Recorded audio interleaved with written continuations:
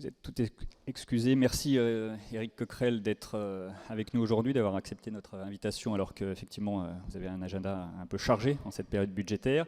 Bonjour à tous. Quelques mots pour vous signaler que cette rencontre est diffusée en direct sur le portail vidéo internet de l'Assemblée nationale et relayée en tweet par notre ami Stanislas Guérini. Pardon, Stanislas Noyer, oui, voilà là.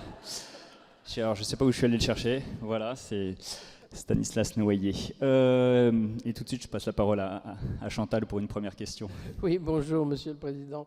La France souffre de pénurie de carburant. Le gouvernement semble décidé à utiliser la manière forte. Qu'est-ce que vous en pensez ?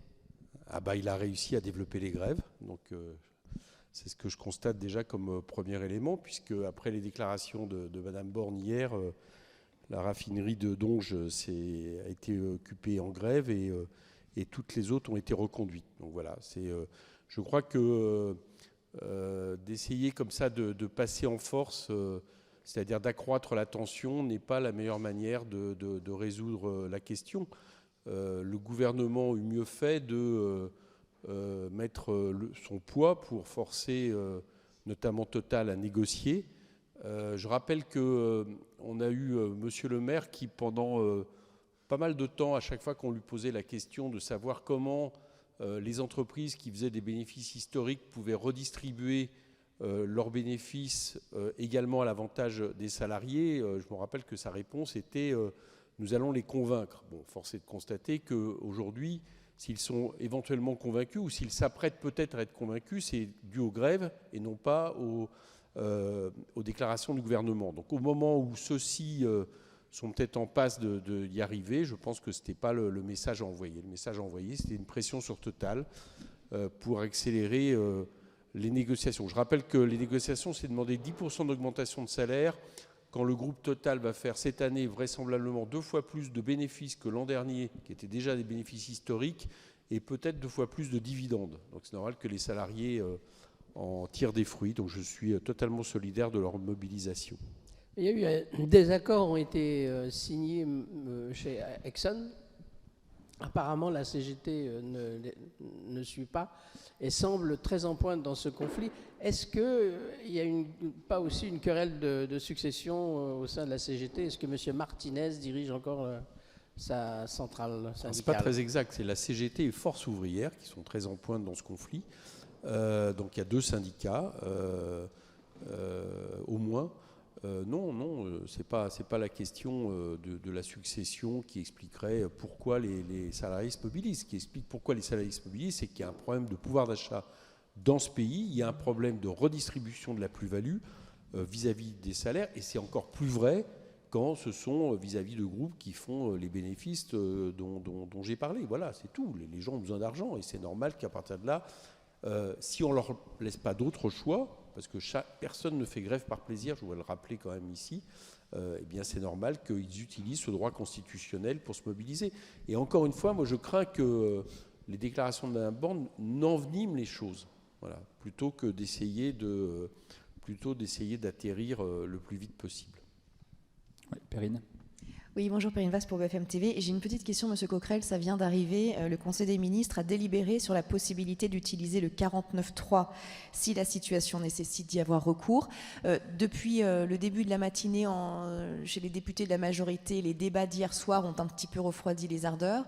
Quelle est votre réaction sur ce 49.3 qui peut maintenant être dégainé à tout moment ? Alors, je me doutais un peu que les débats d'hier soir, enfin vous parlez de débats, j'appellerais ça plutôt de l'effet du gouvernement quand même assez cuisante sur la question de la loi de programmation, allait accélérer cette situation. Bon, moi j'en suis resté au fait que, c'est l'autorisation d'utiliser le 49.3, dont j'en suis resté, moi, aux informations que j'avais plutôt du côté du gouvernement, qui était l'idée de laisser au moins jusqu'à ce week-end le débat avancer. On va bien voir si c'est ce qu'ils font. Moi, je continue à considérer que ce n'est pas normal d'utiliser cette solution, en tout cas cette espèce de chantage au 49.3 sur le budget, qui est quand même une des prérogatives principales de l'Assemblée.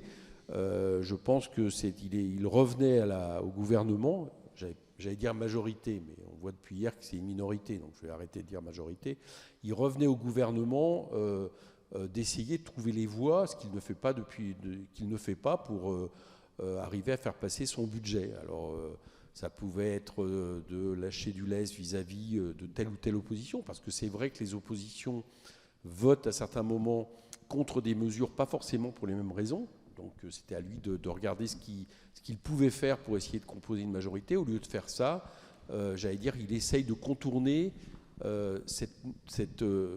quelque chose sur lequel il va beau avoir faire dans les semaines à venir, il va sans arrêt se poser, c'est qu'il n'a pas de majorité à l'Assemblée. Et quand vous n'avez pas de majorité à l'Assemblée, eh bien à partir de là, il faut essayer de composer, voilà, et ne pas essayer de passer en force sur ce que vous voulez faire, c'est ce gouvernement veut faire. Est-ce que la composition est possible quand il y a de telles différences et divergences de fond entre la majorité relative et les oppositions sur le texte qui fonde la politique du gouvernement? Écoutez, c'est au gouvernement à qui il faut demander par rapport aux options qui sont présentées par les différentes oppositions. Pour aller vite, je fais simple. Hein. Du côté de LR, c'est plutôt vous faites trop de dépenses. Bon. Du côté de la NUPES, de notre côté, c'est l'idée que ce budget ne répond pas aux besoins de la population et qu'en baissant les impôts, on se prive en plus de recettes importantes, absolument indispensables. Bon, c'est au gouvernement, quand vous n'avez pas de majorité, d'essayer de voir, en tout cas d'essayer de lancer des signaux pour voir vers quelle option vous voulez aller, pour essayer de vous dégager une majorité. Bon, ce gouvernement ne le fait pas. Enfin, en tout cas, manifestement, il ne le fait pas suffisamment. Je prends un exemple quand même pour l'éclairer. Il voit bien qu'il a une difficulté sur les collectivités. Or, dans la loi de programmation, ce qui hier a vraiment achoppé profondément, et là sur ce sur quoi on était tous d'accord, toutes les oppositions, c'est l'austérité appliquée aux collectivités. C'est faire payer l'austérité aux collectivités, c'est leur sous-traiter l'austérité au point où moi, je l'ai dit hier dans le débat, on avait quand même quelque chose d'incroyable, c'est que cette loi d'orientation, de programmation, elle est une trajectoire qui n'est pas contraignante, elle est une indication, sauf un article, qui était l'article 23, qui tout d'un coup était une méthode, la contraignante, vis-à-vis des collectivités, qui en gros visait à leur imposer une règle d'airain que ne s'impose même pas lui-même le gouvernement. Bon. Si je donne cet exemple, c'est qu'il savait à l'avance que ça ne pouvait pas passer. Bon. Quand vous insistez... mordicus, c'est que voilà, vous essayez pas de trouver les compromis nécessaires. Donc, d'où le 49.3, mais d'où, à mon avis, une impasse dans laquelle ils sont en train de se mettre. 49.3, motion de censure vraisemblablement. Oui. Ça veut dire que si on va au bout de votre logique, il faudrait presque que l'ensemble des oppositions se mettent d'accord pour voter une motion de censure, peu importe laquelle, pour retourner aux urnes. Nous, la NUPES va déposer une motion de censure s'il y a le 49.3 utilisé sur le budget. Voilà, ça c'est clair. Et à partir de là, on verra bien qui vote pour la motion de censure. Chacun sait que la question, ce que le gouvernement espère, c'est que les Républicains ne la votent pas. Sinon, j'ai entendu le chef de l'État dire que s'il y avait motion de censure, alors il le disait sur les retraites. Alors est-ce qu'il le dit si la motion de censure est adoptée? Il disait sur les retraites que ça valait dissolution de l'Assemblée comme si c'était une menace. Ce que je trouve un peu bizarre d'ailleurs, parce que je vous le dis par rapport à ça, c'est que moi j'ai l'impression aujourd'hui que celui qui doit vérifier non pas sa légitimité, mais la légitimité de son programme, c'est moins l'Assemblée que le président de la République. Autrement dit, quand vous voulez imposer un projet dans lequel vous savez que vous êtes minoritaire dans le pays, minoritaire vis-à-vis des syndicats, minoritaire même à l'Assemblée, et que vous voulez l'imposer coûte que coûte, le référendum est à mon avis une meilleure solution que de vouloir passer en force au risque de dissoudre l'Assemblée. Là, c'est pareil pour le budget, on va bien voir quelle est sa décision, mais oui, j'espère qu'on arrivera à le battre, parce que, encore une fois, ce n'est pas la politique qu'il faut au pays. Vous seriez prêt, vous, à voter une autre motion de censure que la vôtre? Écoutez, la question ne se pose pas, parce qu'il y aura notre motion de censure, donc il y a de quoi faire pour que... si d'autres formations veulent la voter, ils puissent le faire. Anita ? Oui, bonjour. Anita Hausser. Est-ce que les points de vue que vous décrivez sont totalement inconciliables? Alors, est-ce que vous avez fait partie des personnes qui sont allées à Bercy, qui ont fait partie des dialogues de Bercy, et c'était uniquement une opération de communication de la part du gouvernement, ou est-ce que vous avez eu le sentiment quand même qu'on pouvait arriver à un compromis sur certains points? Écoutez, j'ai été au dialogue de Bercy parce que moi, quand j'estime que, alors en plus en tant que président de la commission, quand le gouvernement propose de dialoguer, il faut le faire. Je ne vois pas la raison pour laquelle on ne le ferait pas. Bon. Au dialogue de Bercy, il y a eu plusieurs choses de dites. Je vous donne un exemple. Tout le monde s'accorde, par exemple, pour dire qu'il y a trop de niches fiscales. D'accord ? Ça nous a été dit et redit.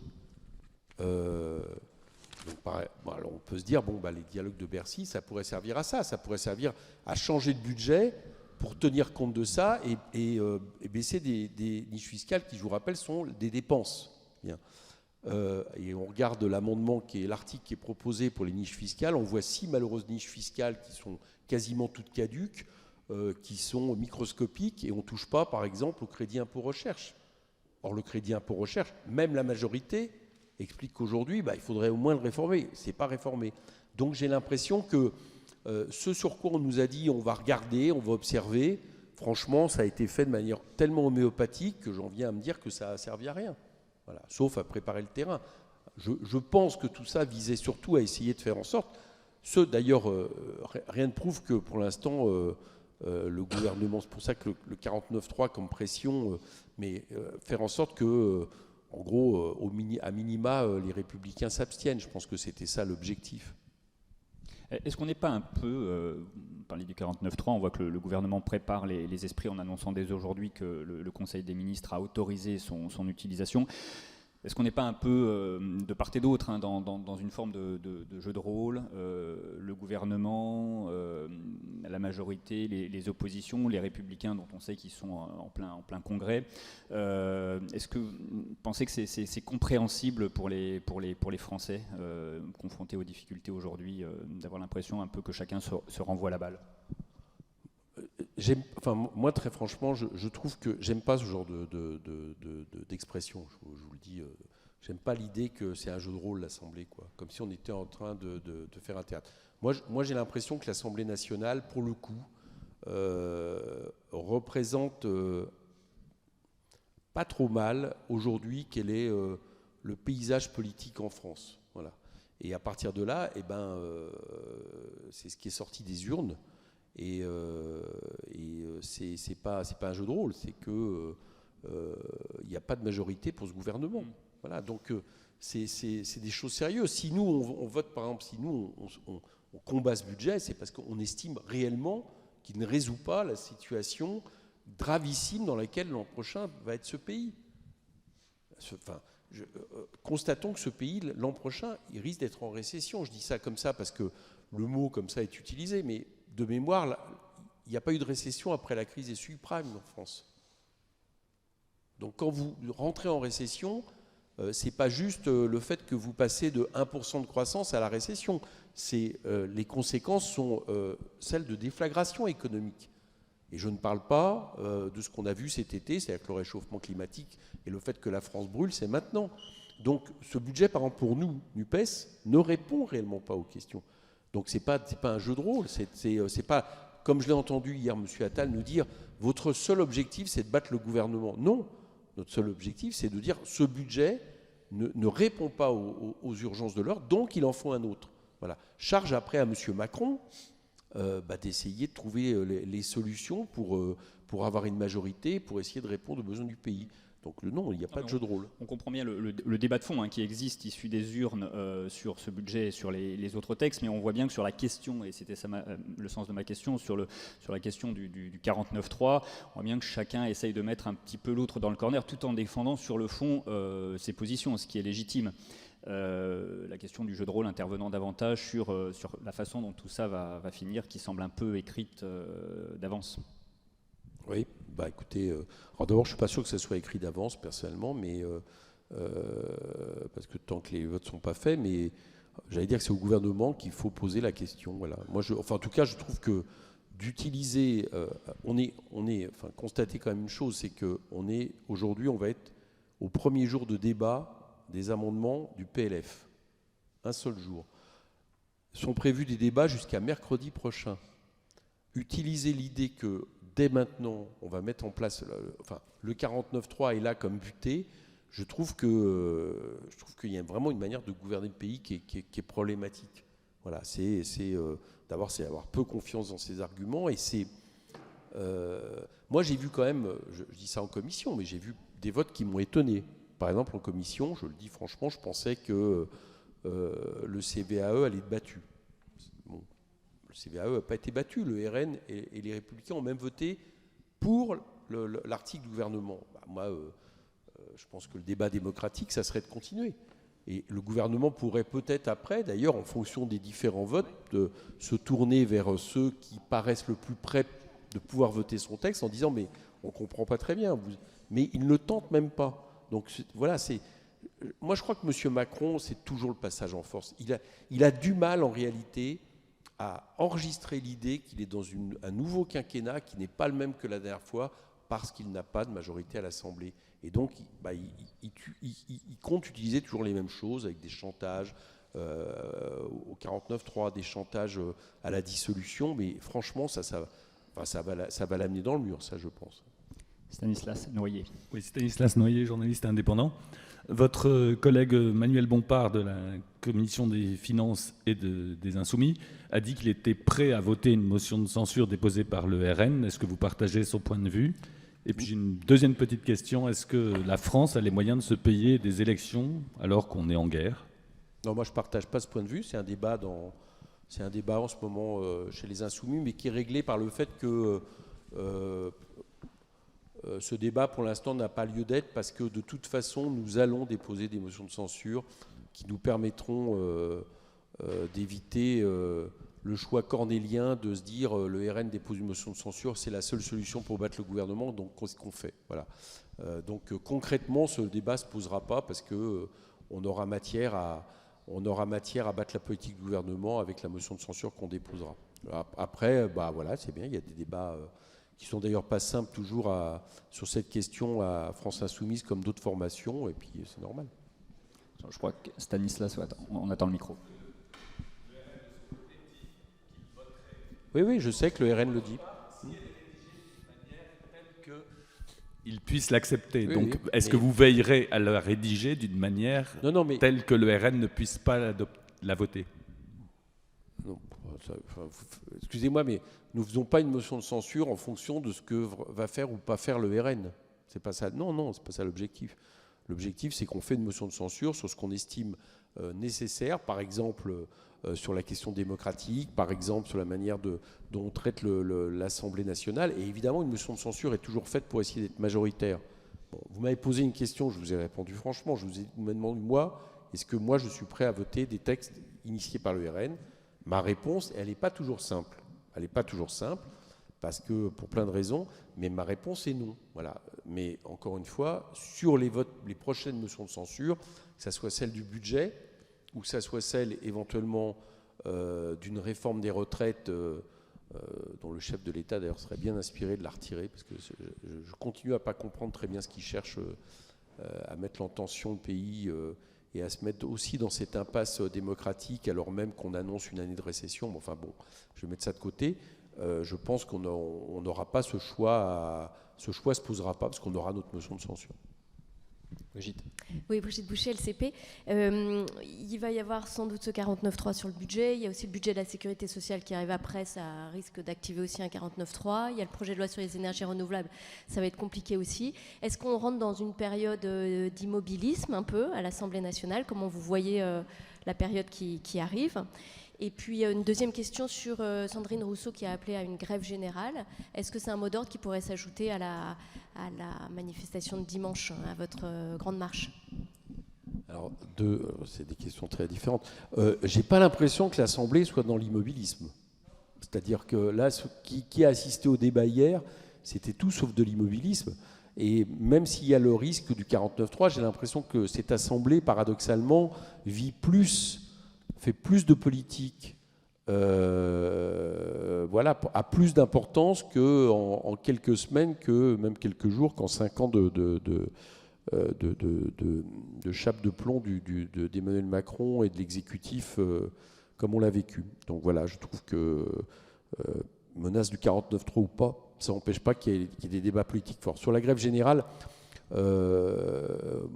d'abord, moi, je ne pense pas que ça soit, pour le coup, à des organisations politiques d'appeler à la grève générale. Parce que, autant je considère qu'il faut des fronts les plus larges possibles, y compris dans la rue, entre les partis politiques, les syndicats,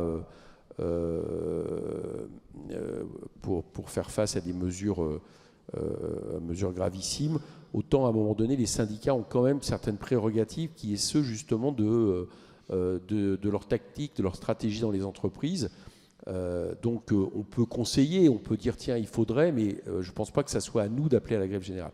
Et puis en plus, voilà, je vous donne ma réponse là-dessus. Donc je ne crois pas que, après, personne n'interdira dimanche, parce que n'interdira à des gens d'avoir des pancartes grève générale. Je veux dire, si vous me demandez moi mon avis, j'appellerai pas la grève générale, mais la solution de la grève générale est quand même en général ce qui fait plus vite plier un pouvoir, mais quand elle est effective. Et on sait les uns et les autres que ça ne se décrète pas aussi facilement, surtout dans la situation. Non, les mots d'ordre de dimanche resteront les mêmes, c'est-à-dire la question du pouvoir d'achat, la question de la bifurcation écologique et la question des retraites.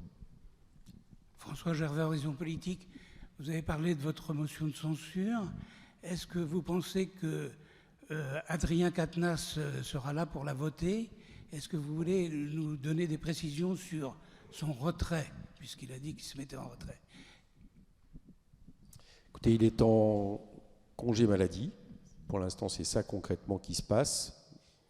Donc vous verrez bien pour la suite. Il est en congé maladie, je crois, jusqu'à la fin du mois. Attendez, je réponds à cette question. Et pour le reste, je ne ferai pas de commentaires. Vous trouvez normal qu'il soit en congé maladie? Je ne ferai pas de commentaires sur le fait d'estimer que c'est normal ou pas qu'il soit en congé maladie. Je pense qu'il y a un médecin qui lui a donné un congé maladie. Oui, monsieur Coquerel. Pas de commentaires sur ces sujets. Émile Mallet, bonjour. Dans la sociologie politique, la NUPES est considérée à l'extrême gauche. Le RN est considéré à l'extrême droite. Le RN cherche par tous les moyens à sortir de cette étiquette extrémiste, tandis que vous, par les différentes actions individuelles, que ce soit M. Quatennens, Mme Sandrine Rousseau, on a le sentiment que vous restez là-dedans. Pour un parti qui s'apprête un jour à gouverner, est-ce qu'il ne faut pas sortir de cet extrémisme? Et la deuxième question qui est adjacente, vous-même, vous avez des relations privilégiées avec M. Bruno Le Maire, qui est le ministre de l'Économie et des Finances. Est-ce que ce compagnonnage vous amène à évoluer? Parce qu'on a vu souvent dans l'histoire parlementaire que le président de la Commission des Finances, étant d'un bord opposé à la majorité, fût-elle relative aujourd'hui, pouvait évoluer. Est-ce que vous pourrez avoir cette évolution où Bruno Le Maire pourrait être influencé par vous? Merci. Merci.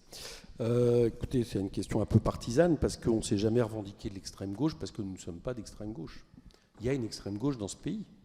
Et d'ailleurs, je ne porte pas de jugement. J'ai même à certains moments assumé de mobiliser avec les organisations d'extrême gauche, qui sont par exemple le NPA, Lutte ouvrière. Mais nous ne sommes pas d'extrême gauche. Si on regarde le programme de la NUPES, c'est tout simplement un programme qui renoue avec ce qu'aurait toujours dû être les valeurs de la gauche, c'est-à-dire des valeurs de rupture par rapport à l'ordre dominant qui est celui du capitalisme financiarisé. Et ça, c'est pas être d'extrême gauche. C'est banalement être de gauche, à dire.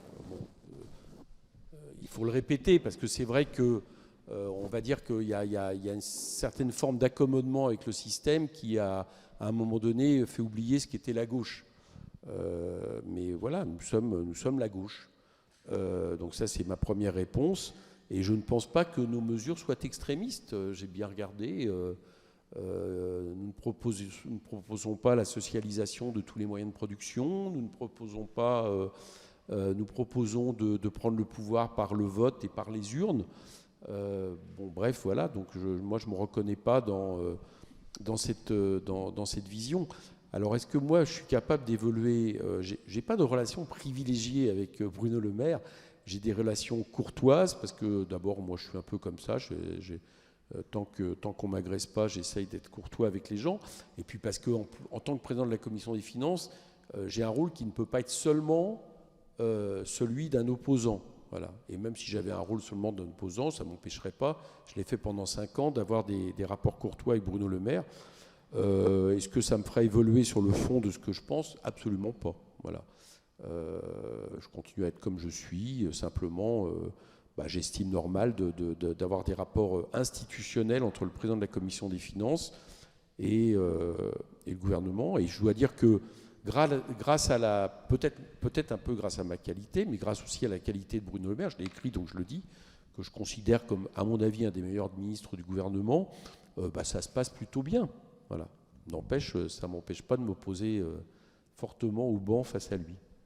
Je prolonge un peu ces deux questions de façon un peu différente, mais vous avez sans doute vu récemment une enquête d'opinion qui montrait que les Français avaient un regard relativement critique sur votre façon de vous opposer, le groupe La France Insoumise, à l'Assemblée nationale. Est-ce qu'il y a une réflexion aujourd'hui, et notamment en regard de la stratégie du Rassemblement national, sur la façon de porter vos idées de la façon la plus efficace possible? François Ruffin, alors qui a souvent eu un comportement qui n'appartient qu'à lui, et qui a dit récemment qu'il voulait arrêter de hurler dans l'hémicycle. Je ne dis pas que c'est le cas de l'ensemble du groupe, mais est-ce qu'il y a une stratégie au sein de la France Insoumise aujourd'hui pour essayer d'apparaître comme une opposition qui porte ses idées de la façon la plus efficace possible et avec une forme peut-être un peu plus apaisée? Écoutez, d'abord, je le dis très clairement, on ne sera pas un groupe ou une force politique qui va commencer à produire de l'eau tiède. Voilà, je le dis. Que je sache, je sais ce que... je sais à quel sondage vous faites référence. Bon, je note qu'il y en avait un à peu près en même temps qui est sorti. Quand on demandait quel était le mouvement qui incarnait le mieux l'opposition à Emmanuel Macron, nous étions en tête. Bon, donc, et je constate que notre façon de faire, c'est-à-dire effectivement où on amène un peu d'air frais et de nouvelles méthodes à l'Assemblée, n'a pas, pendant 5 ans, de 2017 à 2022, le moins qu'on puisse dire, c'est que si on compare à d'autres façons de faire, plus polissées peut-être, n'a pas désavantagé Jean-Luc Mélenchon à l'élection présidentielle. Donc moi, je regarde un petit peu sur toutes ces choses-là. Alors maintenant, en réalité, pour quiconque nous suit sur la longueur, chacun regardera que nous n'avons pas toujours les mêmes réactions selon les textes, selon les moments.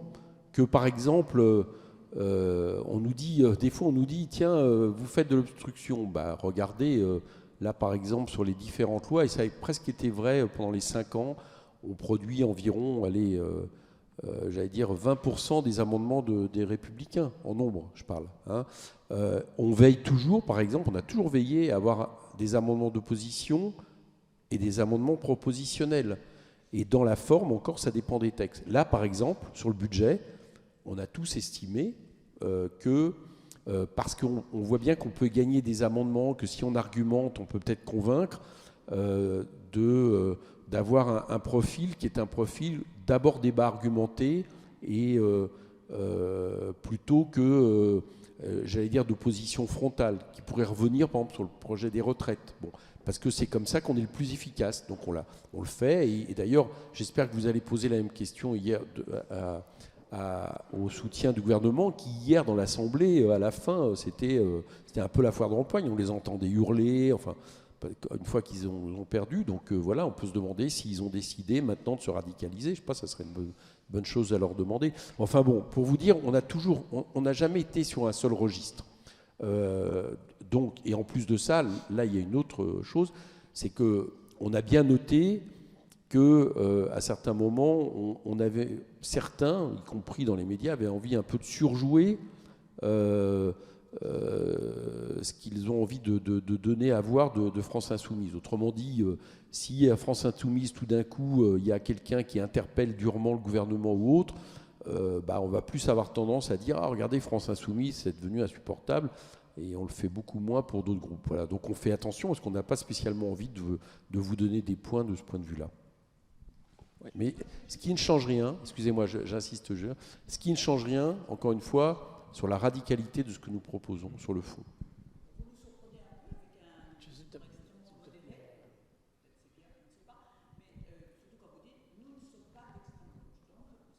concerne, c'est uniquement le retour aux valeurs traditionnelles de la gauche. Mais est-ce que Jean-Luc Mélenchon est d'accord avec cette affirmation? Est-ce que vous êtes, est-ce qu'il serait peut-être en train, lui aussi, de modérer son programme? C'est pas modéré, on a, enfin, excusez-moi, mais je vous donne un scoop.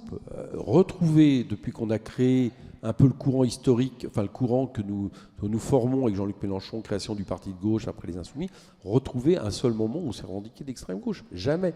Je vais même vous dire une chose, c'est que c'est tellement vrai qu'au moment où nous étions, on essayait de se distinguer quand on s'est créé de Monsieur Hollande et de ce qu'on appelait la gauche, on cherchait le terme et on évitait tous les termes qui inévitablement nous latéraliseraient et nous mettrait dans la marginalité nous-mêmes. Donc on avait gauche radicale, on l'avait éliminé. À la fin, on était tombé, alors ce qui est d'ailleurs un clin d'œil que je vais faire, on était tombé sur autre gauche.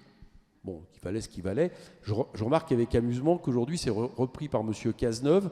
Alors ça m'amuse de voir que c'est aujourd'hui M. Cazeneuve qui est obligé, lui, d'utiliser des termes pour se différencier de la gauche actuelle, c'est-à-dire celle que nous incarnons. Voilà, je pense que c'est une bonne inversion du rapport de force qui est à noter là-dessus.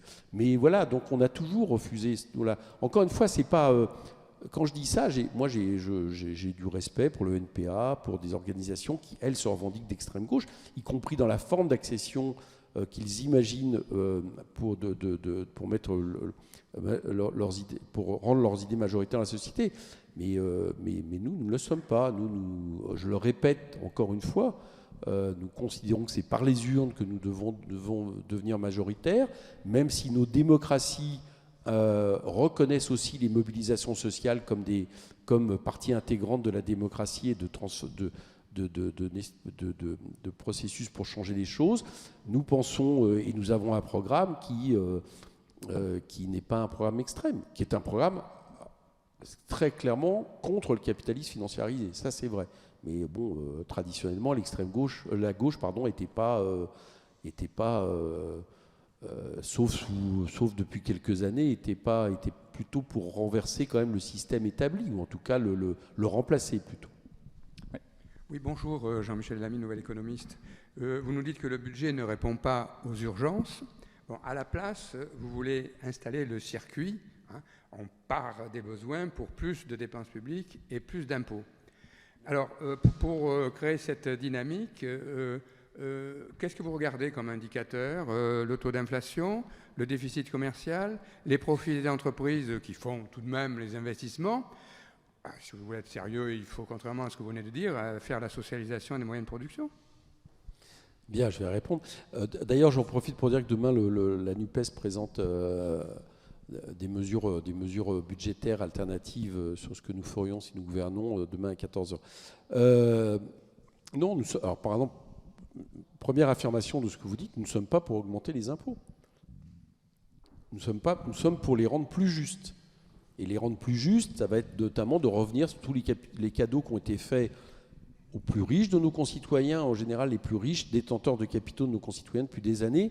Et c'est quand même, si on regarde, une grosse partie des 55 milliards de dépenses fiscales qui ont été accordées par M. Macron, ça, plus les cadeaux fiscaux aux entreprises sans contrepartie qui vont encore augmenter avec le CVAE. Voilà, oui, nous assumons de dire que l'État a besoin de recettes et qu'en plus de ça, non seulement on peut lui assurer plus de recettes, mais on peut faire en sorte que les impôts soient plus justes.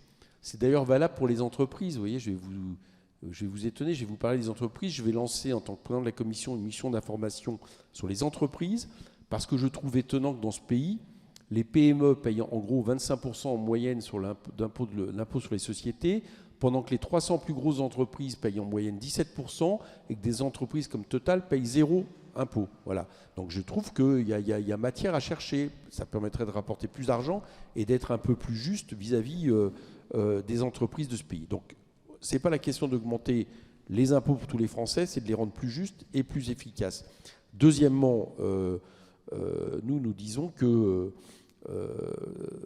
moi, ce que je reproche à ce budget, alors au-delà de continuer à avoir une vision idéologique et de vouloir à tout prix revenir à la politique de l'offre et de la compétitivité, en notant au passage que c'est quand même un curieux système, que le système qui, à chaque fois qu'il a affaire à une crise, est obligé d'abandonner ses préceptes. C'est quand même curieux. Un système qui est incapable de gérer les crises. C'est-à-dire à chaque fois qu'il y a une crise, on arrête la politique de l'offre et de la compétitivité. L'État aide puissamment les entreprises, comme on l'a vu pendant la crise du Covid. Donc c'est marrant, un système qui n'arrive pas à gérer les crises, quoi. Ça montre quand même qu'il y a un problème. Et c'est d'autant plus étonnant, c'est que c'est un système qui, en général, prépare les crises suivantes. Parce que, pour revenir au budget qui nous est proposé, si on l'adopte, je donne un exemple que j'ai contesté hier. Si, comme la plupart des instituts financiers le prévoient, l'an prochain, nous sommes en récession, eh bien, quand vous êtes en récession, vous ne baissez pas les dépenses publiques. Vous ne baissez pas les commandes de l'État. Je vous rappelle que ce qui a évité que le pays rentre en récession, justement, lors de la crise des subprimes, comme je vous le disais tout à l'heure, après 2008, ce n'est pas le marché privé, il était en récession. C'est les dépenses publiques de l'État qui ont continué à faire en sorte, globalement, quand même, que tout ça se tienne à peu près. Donc, par exemple, ce budget qui, l'an prochain, prévoit de baisse de dépenses publiques historiques pour les 5 ans à venir, qui prévoit encore moins de recettes pour l'État, ne nous mettra pas en état d'affronter une récession, ça risque même de l'accroître. Et en plus de ça, je l'ai dit, ça ne nous permet pas d'affronter les urgences en matière écologique. Voilà, donc si nous les affrontions, si par exemple, comme nous le proposions, nous mettions 200 milliards sur 5 ans pour la bifurcation écologique, que nous décidions par exemple d'isoler 700 000 logements par an de manière complète, non seulement ça serait bon pour l'écologie, mais en plus, figurez-vous, quand l'État commande 700 000 logements, ça fait travailler les entreprises du bâtiment. Et si vous faites travailler les entreprises du bâtiment, vous faites travailler des salariés. Et comme en plus on dit qu'il faut augmenter les salaires, vous faites rentrer des cotisations et des impôts. Autrement dit, ce que nous proposons, on pense en plus qu'à terme, au bout de 5 ans, ça serait même meilleur pour le déficit que ce que propose le gouvernement aujourd'hui. Mais à aucun moment vous ne parlez de la dette. Vous pensez que c'est une question mineure ? Non, je considère que ce n'est pas une question mineure, mais ce n'est pas la question essentielle. Voilà, je vous le dis très clairement. En tout cas, ce n'est pas la dette essentielle. Pour moi, la dette essentielle, la seule qu'il ne faut pas transmettre à nos enfants, et on est en train de le faire, mais alors à vitesse grand V, c'est la dette écologique. Ça, celle-là, elle est essentielle. C'est-à-dire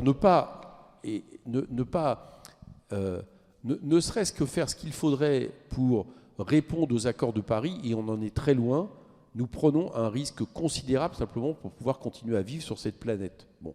Donc ça, c'est une dette qui, à mon avis, doit être prioritaire. Et c'est en fonction de ça, en fonction des besoins, par exemple, qui sont là-dessus, qu'après, on parle de la dette financière. Alors pourquoi je vous dis qu'elle n'est pas prioritaire ? Parce que même cette année, la dette financière, c'est 50 milliards de charges. Bon. Déjà, une première observation, c'est que 50 milliards, ça correspond à la baisse des impôts. Donc si on ne baissait pas les impôts, on pourrait peut-être avoir moins de déficit. Mais 50 milliards, notre pays est toujours en capacité de l'assumer.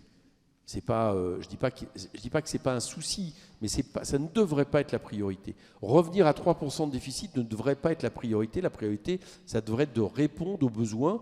Et j'ai essayé d'expliquer tout à l'heure en quoi répondre aux besoins permet de faire fonctionner l'économie, faire rentrer les cotisations des impôts, et donc même à terme peut être meilleur pour la dette.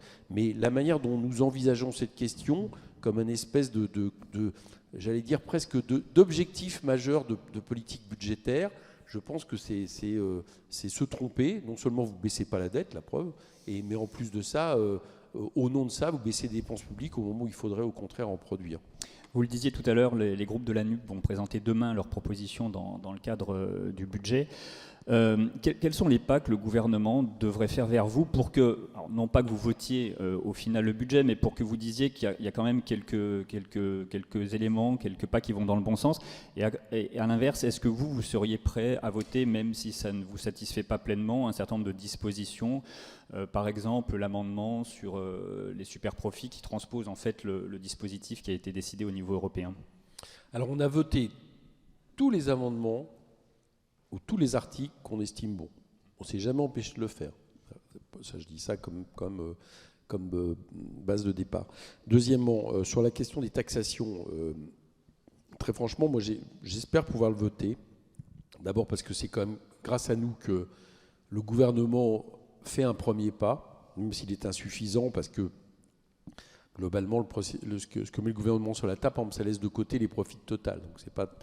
Enfin, en tout cas, les bénéfices de Total. Donc, on ne peut pas vraiment dire. Et en plus de ça, j'ai cru comprendre que M. Le Maire annonçait finalement que ça ne rapportait que 200 millions d'euros. Nous, on pense que c'est en milliards qu'on devrait pouvoir aller chercher les surprofits. Donc, moi, je ne suis pas contre le voter, mais à partir du moment où on arrive à trouver aussi un accord sur un amendement qui pourrait le compléter. Je vous dis, par exemple, quel genre d'accord. J'ai entendu pendant la commission le MoDem dire, si jamais était proposée une solution qui vise à taxer les entreprises, non pas en fonction de surprofit, mais de surdividendes, on est prêt à l'étudier. Voilà, M. Mattei a dit ça. Bon, bah chiche, nous, du coup, on a produit un amendement, j'espère qu'il va aller au bout du sien, il a dit qu'il allait le faire, qui consisterait, en gros, à regarder si les entreprises qui ont, par exemple, qui se sont versées 25% de plus de dividendes dans la période actuelle que par rapport à la période de référence d'avant-crise, pour dire on va les taxer à hauteur du volume des dividendes. Pas les dividendes, mais à hauteur du volume des dividendes. Voilà, ça, ce genre de choses, nous, on serait prêts à trouver des solutions. Ça nous semble, ça pourrait compléter, par exemple, le dispositif prévu par le gouvernement. De même, très franchement, moi, ils ne le feront pas, mais moi, je trouve qu'on a tous les arguments là rationnels pour dire au gouvernement, vous pourriez au moins reporter encore la baisse de la CVAE, parce que les 4 milliards, vous pourrez faire tout ce que vous voudrez, on va en avoir besoin l'an prochain. Bon, voilà, nous, on est prêts à essayer d'argumenter. Et dans ces cas-là, on sera prêt à voter des choses qui vont dans le bon sens. Brigitte ? Oui, je voulais revenir sur l'incident de séance hier lors de la séance de questions au gouvernement. Il y a un député RN qui a traité... Il y a un député RN qui a traité de lâche Bruno Le Maire. Est-ce que pour vous c'est condamnable? Est-ce que c'était normal qu'il ait cette sanction-là? Et un peu plus tard, Astrid Panosyan pour le groupe Renaissance a eu aussi un rappel à l'ordre parce qu'elle a traité le RN de xénophobe. Est-ce que vous mettez les deux choses sur le même plan? Non, pas sur le même plan. Et alors quel avenir pour les débats à l'Assemblée? Justement, c'est ce que je m'interroge parce que là, très franchement, si on ne peut plus avoir une caractérisation... Xénophobe, c'est une caractérisation politique. C'est une caractérisation politique. Voilà. Le RN peut ne pas être d'accord d'être traité de xénophobe, c'est leur droit, mais c'est une caractérisation politique. Il y en a eu d'autres, hein, je vous ferai remarquer, y compris vis-à-vis de nous, qui là, pour le coup, pouvaient paraître comme nous. Peut-être que le RN considère que xénophobe est une insulte, j'en sais rien, pour eux. Mais nous, par exemple, quand à certains moments, y compris des ministres, laisse penser que nous serions antisémites, on considère que c'est une injure. N'empêche, ça a été dit. Et ça n'a pas été... j'ai pas entendu la présidente de l'Assemblée, à un moment donné, avoir quelques réactions que ce soit, y compris vis-à-vis de certains députés qui ont utilisé des termes encore moins sympathiques à notre rencontre. Bon. Mais moi, j'estime qu'on doit pouvoir dans l'Assemblée... adresser des caractérisations politiques, sinon ça devient un problème, c'est-à-dire jusqu'où va être la limite. Vous voyez, donc bon, voilà, donc je ne suis pas d'accord avec le fait que cette députée ait été rappelée à l'ordre. Sur la question lâche, j'allais dire que moi j'aime pas trop les, enfin j'aime pas du tout même, pas que j'aime pas trop, j'aime pas du tout les attaques ad hominem. Voilà, donc ça me choque, voilà, pour tout vous dire. Parce que c'est ad hominem. Parce que c'est excessivement ad hominem, si vous préférez. Non mais, voilà, je trouve qu'il faut essayer toujours de l'éviter. Donc le fait que le RN se soit fait, sur ce point, rappeler à l'ordre...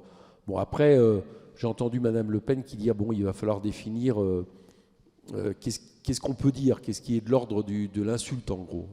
Alors, cela dit, elle pose une vraie question, mais j'ai tendance à penser que c'est normal qu'un ministre considère qu'il n'a pas à être traité de lâche. Éventuellement, on peut dire votre politique est lâche, ça, c'est peut-être possible, mais lui, je comprends sa réaction. Voilà, c'est pas la même chose que la deuxième situation. Oui, Adrien Calan, l'AFP. Il y a tout à fait le droit par son congé maladie, mais certains élus de la majorité reprochent à la délégation de vote d'Adrien Quatennens qui participe au scrutin public. Est-ce que ça vous surprend ou pas qui vote? À ma connaissance, de ce que je sais du règlement de l'Assemblée, je ne suis pas un grand spécialiste, mais de ce que je sais, quand vous êtes en arrêt maladie officiel, vous avez le droit de voter. Voilà, pour tout ce que je peux vous dire.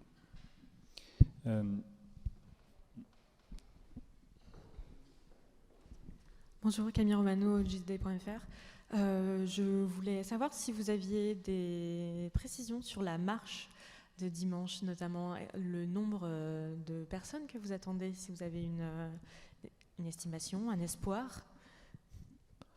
Alors, pour tout vous avouer, vu mon activité de président de la commission, je ne m'occupe pas trop de la logistique de la marche. Je sais que les cars sont remplis.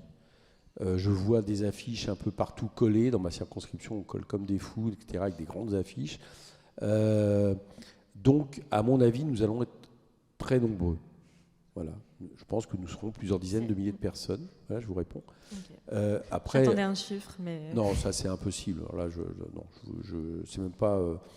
j'ai pas suffisamment d'éléments, mais je pense que ça va être une réussite. Et je vous ai donné l'échelle.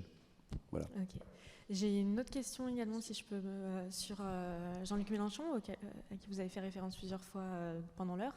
Est-ce que c'est un totem auquel on ne peut pas toucher au sein de la France Insoumise, ou est-ce qu'il perd cette position, vu que ces derniers temps, à chaque fois qu'il ouvre la bouche ou qu'il se prononce sur quelque chose, ça crée une polémique? Bah ça, oui, vous créez des polémiques, ça, il n'y a pas de souci. Vous êtes là pour ça, d'ailleurs. Un totem, je crois qu'il rigolerait si on le traitait de totem. Non, ça n'a jamais été un totem.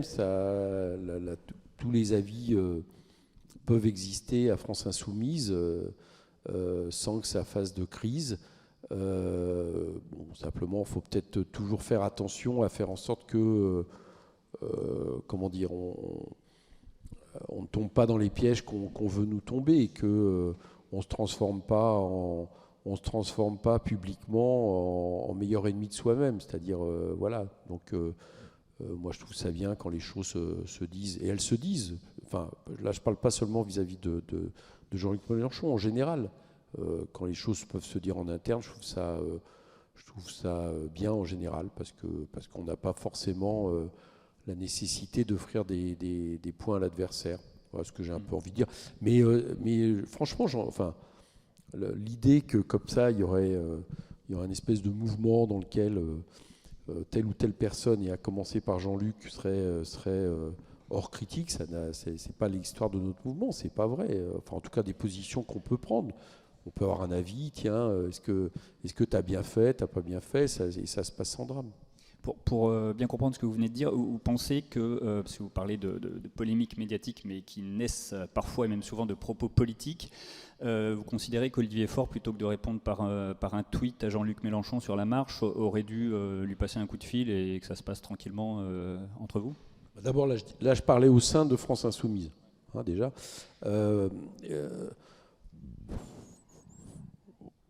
Ouais, ça aurait été mieux. Bon, en plus, ça, je trouve que ça aurait permis de rappeler à Olivier Faure ce qui était la marche des femmes en octobre 89, qui n'était pas une marche violente, et puis du fait que la gauche, en général, elle se réfère souvent à des moments de la Révolution française. Jusqu'à maintenant, la Révolution française, au moins pour la gauche, n'a jamais été un repoussoir qui vaille tout d'un coup de considérer que pour autant vous étiez des violents. Je veux dire, c'est notre tradition. Enfin, on est une république née de la Révolution.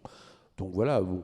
Maintenant, moi, très franchement, d'abord, c'est bien parce que là, pour le coup, ça a fait parler de la marche. Voilà. Donc, c'est peut-être le but d'Olivier Faure, d'ailleurs. Il faut lui demander. Dans ce cas-là, c'était parfait. Bon, j'y vois. Enfin, bon, j'ai pas trouvé que la déclaration était très agressive. Peut-être aussi qu'elle est en lien avec des congrès, peut-être que c'est aussi des choses comme ça. Enfin, en tout cas, pour répondre à votre question, ça ne débouche pas. Il n'y a pas de crise de la NUP à cause de ce moment de réponse. D'ailleurs, il a très bien accepté lui-même aussi les retours qui lui ont été faits. Ça fait déjà presque 1 heure qu'on est ensemble, le temps est passé très vite. Une dernière question, sauf s'il y en a encore une autre dans la salle, à propos des concertations sur les retraites qui vont commencer à Matignon avec les groupes politiques. Mathilde Panot, la présidente de votre groupe, avait indiqué il y a quelques jours qu'a priori vous n'y participeriez pas. Elle avait qualifié ça de mascarade. Est-ce qu'effectivement vous pratiquerez la politique de la chaise vide, ou est-ce que... Non, la raison pour laquelle on a dit qu'on n'y participait pas, mais on va peut-être... il est peut-être possible qu'elle aille le vérifier quand même, justement. C'est que nous, on ne veut pas participer à des réunions où, en gros, les choses sont bornées. Excusez-moi, il n'y avait pas de jeu de mots avec Elisabeth Borne. Aucun, je précise. Non, mais en plus, c'était vraiment pas le cas. C'est-à-dire où on nous fait rentrer dans une réunion dont à l'avance on sait qu'on ne pourra pas toucher au fait que le prochain projet de réforme va rallonger l'âge de la retraite, va rallonger la durée de cotisation. Parce que dans ce cas-là, ça veut dire juste qu'on cotise à la communication du gouvernement qui fait semblant de concerter alors qu'il a déjà un plan établi dans les grandes lignes. Voilà. Bon, si c'est ça, c'est clair que ça ne va pas durer très longtemps. Pour vous, il n'y a pas l'âge légal d'un côté et les autres sujets de l'autre, il faut pouvoir débattre de tout. C'est-à-dire, oui, c'est-à-dire que s'il y a concertation, ça veut dire que aucune figure n'est imposée au départ, quoi. Voilà. Mais j'y crois pas personnellement à la volonté de concertation du gouvernement. Pas d'autres questions? Non. Eh bien, merci beaucoup, Éric Coquerel, de rien, merci. accorder cette heure